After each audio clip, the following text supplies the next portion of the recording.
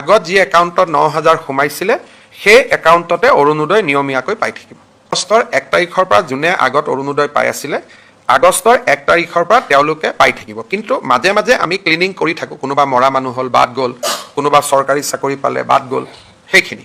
কিন্তু তাক বাদে আৰু এতিয়া নতুনকৈ একো কৰিব নালাগে। ৰাজ্যৰ বহুকেইখন উন্নয়নমূলক আঁচনি এইকেইটা দিন আমাৰ বন্ধ হৈ আছে বা যিমান বাজেটত টকা আছিলে সিমানেদি মাত্ৰ কৰি থকা হৈছে। তাৰ পৰিপ্ৰেক্ষিতত আমি 6 জুলাইত অসম বিধানসভাৰ বাজেট অধিৱেশন আমি আহ্বান কৰিছোঁ, যাতে 1 আগষ্টৰ পৰা প্ৰতিটো চৰকাৰী আঁচনিৰ সুবিধা নিয়মীয়াভাৱে অসমৰ ৰাইজে পাব পাৰে। বিধানসভাৰ অধিৱেশন এখন আহ্বান কৰিবলৈ এমাহৰ নটিচ লাগে, গতিকে আজি 4 তাৰিখ 6 জুলাইত আমি পাতিব খুজিছোঁ আৰু 6 জুলাইৰ ভিতৰত বাজেট হ'লে 28-29 জুলাইত পাছ হৈ যাব। 1 আগষ্টৰ পৰা সকলো চৰকাৰী আঁচনিৰ সুবিধা আগৰ দৰে অসমৰ ৰাইজে লাভ কৰিব পাৰিব।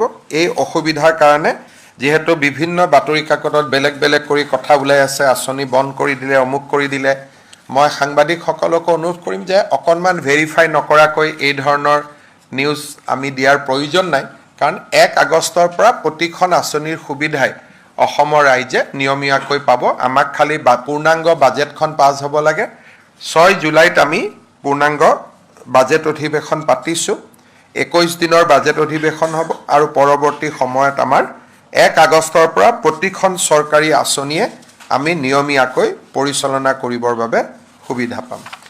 কেবিনেটত আজি আমাৰ এডুকেশ্যন ডিপাৰ্টমেণ্ট সংক্ৰান্তত আৰু এটা সিদ্ধান্ত হয়।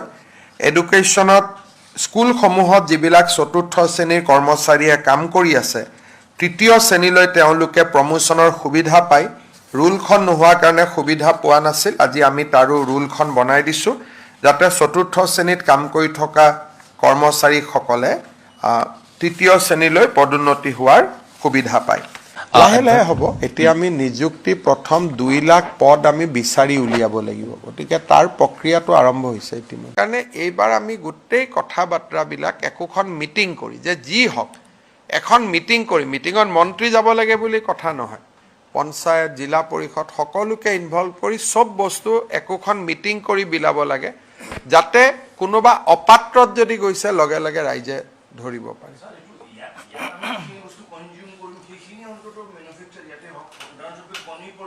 এতিয়া কণী বহুত বাঢ়ি গ'ল। চাওক, এতিয়া ফিছ মাছ আহিব নালাগে। 2 বছৰত কণী আমাৰ ইয়াত 100% হৈ যাব, কণী আহিব নালাগে। গাহৰিটোত অলপ ইছ্যু আছে, কিন্তু মই ভাবোঁ যে আমি নেক্সট 5 ইয়াৰ্ছত কণী, মাছ চাফিচিয়েণ্ট।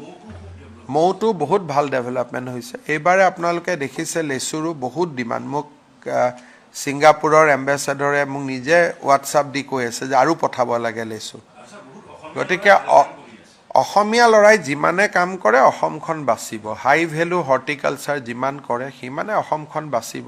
মোৰ একো কথা নাই, চৰ চাপৰিৰ ওপৰত অসমীয়া জীয়াই থাকিব নেকি? তেওঁলোকে লিখিলে লিখক, নিলিখিলে নিলিখিব। কিন্তু ঘৰত যদি অসমীয়া নকয় লিখিলে কি হ'ব? আচল কথাটো হ'ল যে ঘৰত ভাষাটোতো আৰ্টিফিচিয়েলি কোনোবাই মেজৰিটি কৰি ৰাখি লাভ নাই নহয়। ঘৰৰ ভিতৰত তেওঁলোকে যদি অসমীয়া ভাষা নকয়, অকল লোকপিয়লত অসমীয়া ভাষা লিখি ক'ব আমি বিদেশী নহয়, সেইটোতো নহ'ব নহয়। অসমীয়া ভাষাটো আমি কাৰোবাক, এইটো সাহিত্য সভাৰ সভাপতি ডাঙৰীয়াৰ কথাৰ লগত মোৰ ইয়াত এটা বিৰোধিতা আছে। যদি অসমীয়া ঘৰত নকয় লিখি কি লাভ হ'ব? আৰু এইবিলাকৰ কাৰণে অসমীয়া ভাষা কিবা পাৰ্চেণ্টেজত জীয়াই আছে, এইবিলাক পুৰণা পলিচি আছিলে। ইমান পাৰ্চেণ্টে ক'লে অসমীয়া থাকিব। আমি যেতিয়ালৈকে চন্দ্ৰ সূৰ্য থাকিব অসমত অসমীয়া ভাষা থাকিব।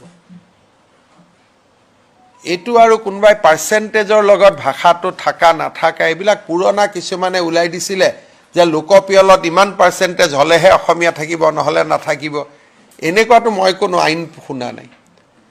Assamese is the official language, আৰু আমাৰ অফিচিয়েল লেংগুৱেজ এক্টত ক'তো লিখা নাই যে ইমান পাৰ্চেণ্টেজ হ'লেহে অসমীয়া থাকিব, নহ'লে অসমীয়া নাথাকে।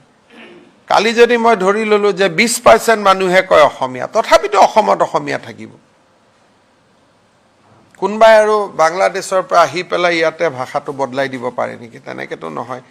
বৰাকত বঙালী, BTC এৰিয়াত বড়ো, অসমত অসমীয়া, লগত জনজাতীয় ভাষা কাৰ্বি, মিচিং, ৰাভা, সববিলাক অসমত বাগিচাৰ দৰে এখন বাগিচাৰ দৰে ফুল ফুলি থাকিব। ইয়াত আৰু কোনোবাই এইটো ক'ৰ পৰা এইটো হিচাপ আহিলে মই নাজানো, কিবা চেঞ্চাছত এনেকৈ ক'ব লাগিব তেনেকৈ ক'ব লাগিব, নক'লেই বা তাৰ পৰা আমাৰ কি ক্ষতি হ'ব?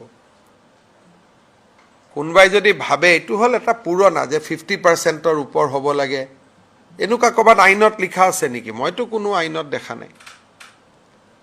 এইবিলাক হ'ল পুৰণা, এইবিলাক হ'ল তুষ্টিকৰণৰ একোটা ৰাস্তা। মই ভাল পাম যে অসমীয়া ভাষাটো লিখকো ঘৰতো কওক। ঘৰত অসমীয়া নকৈ এনেই লিখি দিলে কি লাভ হ'ব অসমীয়া ভাষাটো? এইটোতো ফ্ৰড হৈ গ'ল না, এইটোতো ভুল হৈ গ'ল। যদি বোলে নহয় আমি ঘৰতো অসমীয়া কওঁ, কথা বতৰাটো অসমীয়া কওঁ, তেতিয়াহে অসমীয়া ক'ব লাগে, নহ'লে কি অসমীয়া ক'ব লাগে? সেইকাৰণে এইটো এটা নতুন এটা ছিষ্টেম আৰম্ভ হৈছে। আমাক দুৰ্বল বুলি ভাবি এইটো এটাও ব্লেকমেইলিঙৰ ৰাস্তা লোৱা হয়। আমি ইমান দুৰ্বল নহয়। আমাৰ লগত গোটেই জনজাতীয় মানুহ আছে, টি গাৰ্ডেনৰ মানুহ আছে, সকলোৱে লিখিব যোনে অসমক ভাল পায়, অসমৰ মাটিত আছে, নহয় জানো? সেইটো আৰু লিখি পেলাই যে আমি অসমীয়া ক'লো গতিকে কালিৰ পৰা আমাক বাংলাদেশী নক'ব, সেইটো কেনেকৈ হ'ব পাৰে? এইবিলাক পুৰণা ছিষ্টেম আছিল, এইবিলাকত মই বিশ্বাস নকৰোঁ। খালি মই এইটো জানো যে চন্দ্ৰ সূৰ্য থকালৈকে অসমত অসমীয়া ভাষা থাকিব, ৰাভা, মিচিং, কাৰ্বি, ডিমাচা থাকিব, বৰাকত বঙালী ভাষা থাকিব, ইমানেই। হিন্দী ভাষা, ইংলিছ চলিব, ইংলিছ মানুহে কথা পাতিব বাহিৰৰ পৃথিৱীৰ লগত জানিবৰ কাৰণে। হিন্দী ৰাষ্ট্ৰভাষা, দিল্লী বিহাৰত গ'লে, পশ্চিমবংগত গ'লে আমি হিন্দীত কথা ক'ব লাগিব, হিন্দীও শিকিব, চলি থাকিব। আৰু তো ভাষাৰ নামত এখন আৰু নতুনকৈ কিবা এটা খুলি লোৱাৰ মইতো চৰ চাপৰি পৰিষদে আমাক জনাব কিয় লাগে? লিখিলে হ'ল, আমিতো মইতো আৰু তাৰ কাৰণে ধন্যবাদ নিদিওঁ নেকি? ভুল কৈছো নি পংকজ ভাই? মুঠতে অসমীয়াক কোনো দুৰ্বল বুলি ভাবিব নালাগে। That is the bottom line. ভয়তে লিখি দিব অসমীয়া বুলি, আমাৰ দুখীয়া বুলি ভাবিব, আমি ভয় কৰোঁ বুলি ভাবিব নালাগে। অসমীয়াক ভয় কৰিয়ে ঘৰত বোলে কি অসমীয়া শব্দটো নিজে নিজে ওলাই যাব, হয় নহয়? সেইকাৰণে আৰু আমি এইবিলাক বুদ্ধিজীৱী কিছুমান আছে, এইবিলাক কৈ আমাৰ মাইণ্ডটো তাৰ পৰা ডাইভাৰ্ট কৰি দিয়ে। সেইটো নহ'ব। আমাৰ ইছ্যু লাভ জেহাদ, সেইদিনা নলবাৰীত যিটো ঘটনা হ'ল, অসমীয়া ভাষা কম বুলি ক'লেও নহ'ব, লগত ক'ব লাগিব লাভ জেহাদ বন্ধ হ'ব, বাল্য বিবাহ বন্ধ হ'ব, বাচ্চা দুটাতকৈ ওপৰত জন্ম নহ'ব, বহুত কাম আছে। লিষ্টখন বহুত দীঘলীয়া, নহয়? ইমান সৰু লিষ্টত কেনেকৈ হ'ব? বসন্ত গোস্বামীকো মই কৈছোঁ যে ইমান সৰু লিষ্টত নাযাব, আমাৰ লিষ্টখন 10-12টা পইণ্ট আছে, আমি সেইটোত যাব লাগিব, হয় নহয়? কি ভুল ক'লো নেকি পংকজ? হাঁহি আছে আৰু কিবা আছে নেকি? এনেই চাওক, অসমত সিদিনাখন মই IAS অফিচাৰসকলক মাতিছিলোঁ, দুই এদিনতে মই ACS অফিচাৰসকলকো মাতিম।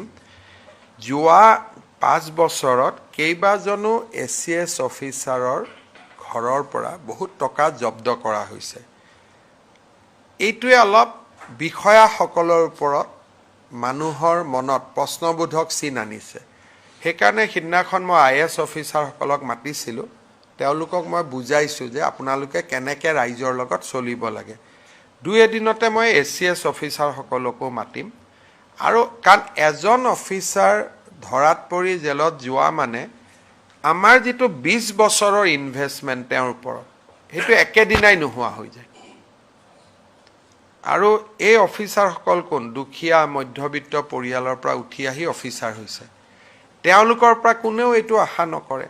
সেইকাৰণে আপোনালোকে এই চৰকাৰখন যাওঁতে দেখিব যে কোনোবা এজন অফিচাৰে যদি আপোনাৰ পৰা টকা লৈছে, ঘটনাটো, নামটো নিদিব লাগিলে, ঘটনাটো দি হ'লেও আমাক জনাওক। এনেকুৱা বহুত ছিষ্টেম আমি ডেভেলপ কৰি আছোঁ। মই বাজেটখনৰ কাৰণে ৰখি আছোঁ। বাজেটৰ পিছত আপোনালোকে বহুত নতুন কথা শুনিব আমি দুৰ্নীতিটো একদম নোহোৱা শব্দটো ক'ব নোৱাৰোঁ, কিন্তু বহুত কমাব লাগিব, কাৰণ নহ'লে মানুহে গভৰ্ণমেণ্টৰ পৰা লাভ নাপায়।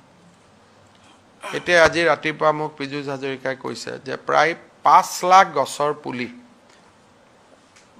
কি আলু এইটো আমাৰ লেচু, তাৰপিছত এইটো কি ড্ৰেগন ফ্ৰুটছ, তাৰপিছত আপেল বগৰী, গুৱাভা, এইবিলাক ইয়াতে আছে। এতিয়া ময়ে 5 বছৰ মুখ্যমন্ত্ৰী হ'লোঁ, এগ্ৰিকালচাৰৰ তলৰ অফিচাৰখিনি তাত যায়, তেওঁলোকে হয়তো ভাল কৰি দিয়ে, বেয়া কৰি দিয়ে, মই নাজানো, কিন্তু এইটোকে এখন মিটিং কৰি দিলে মানুহে গম পাব যে কোনে পালে। সেইকাৰণে এইবাৰ আমি গোটেই কথা বাৰ্তাবিলাক একোখন মিটিং কৰি, যে যি হওক এখন মিটিং কৰি